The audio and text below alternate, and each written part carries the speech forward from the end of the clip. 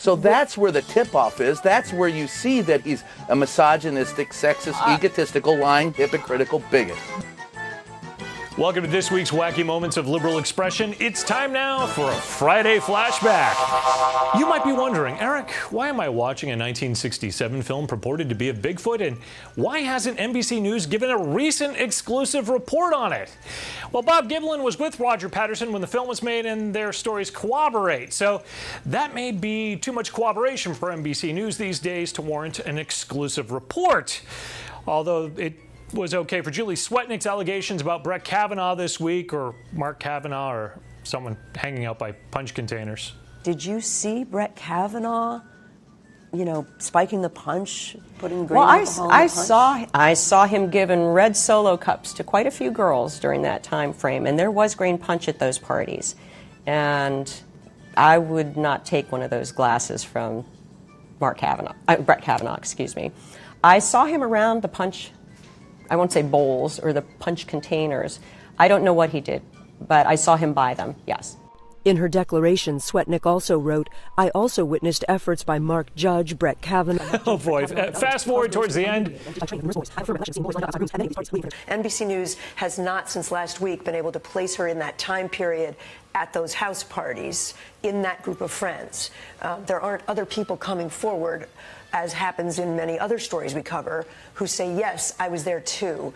And we're not, discounting what she said in any way. We're just trying to do our reporting and make sure that there were people who said she was there. And to date, as of today, we haven't been able to find anyone who says, yes, I saw her in the same room with Brett Kavanaugh.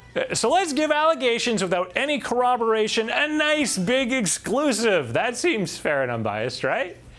Of course, liberal media thinks it's unbiased. I mean, look at how they cover President Trump defending his Supreme Court nominee. It's always been about Mr. Kavanaugh. So that's where the tip-off is. That's where you see that he's a misogynistic, sexist, egotistical, lying, hypocritical bigot. Oh, man, I wonder why Brian Karem is so upset. He gave Major Garrett from CBS, Major had the microphone in his hand a couple of times and then dismissed him. He dismissed Peter Alexander and told him to stop. He told me to sit down. I was already sitting down. Yeah.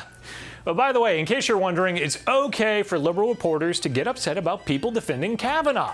But if Republican senators defend Kavanaugh, MSNBC pundits claim that they are acting like it's their time of the month. First of all, I just want to comment on that appearance by those senators today. They are so emotional, almost hysterical. I would make a joke about it, that they're behaving, as if it's their time of the month, but this is very, very serious. Just imagine if a conservative made that comment about Democratic senators defending Dr. Ford. I mean, I would make a joke about it, but I'm very, very serious. So I would bring it up by saying that I would never bring it up. I mean, things are emotional right now. Just take a look at the powerful sadness on Don Lemon's face when it becomes clear that a confirmation vote on Kavanaugh is in the near future. Let's pick up our coverage with CNN Tonight and Don Lemon right now. Yeah, and well, here we go, Chris. This is what the past couple weeks have been about, and we're going to know about it on Friday. But I told you how I felt. You said that's where the odds are. Yes, I think that they have the votes. The dream scenario is that Flake peels away and it's 50-50. And who comes in to seal the deal? The happiest man in the world, Mike Pence, the VP, breaks the tie and he delivers America a conservative Supreme Court justice that locks in a generation of jurisprudence and is the best chance for his bid to be president after Trump.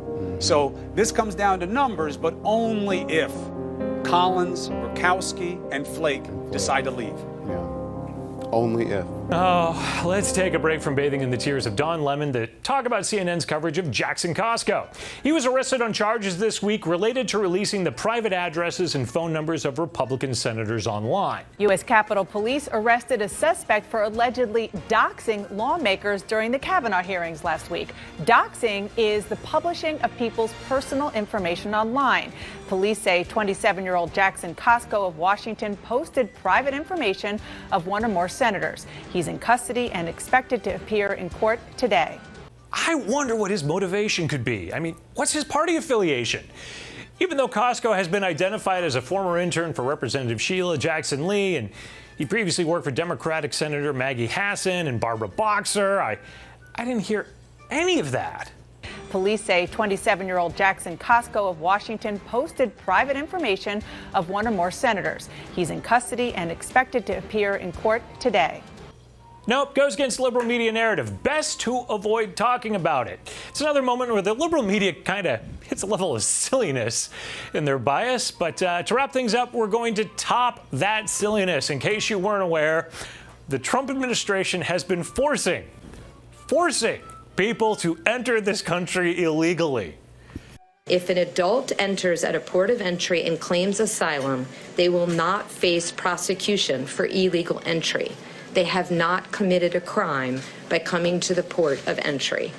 At the time, our reporting suggested that was not true. And the Inspector General report found, indeed, that Border Patrol, quote, restricted the flow of asylum seekers at legal ports of entry, forcing people then to cross illegally.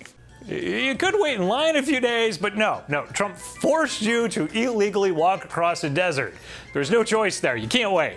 By the way, if you look up the DHS report that they're talking about, the word forced or force never even appears, which is probably why Chris Hayes' highlighter came to a sudden end in that graphic. It's also time for us to come to an end. I'm Eric Scheiner for MRC TV. I will see you again next week with more media wackiness.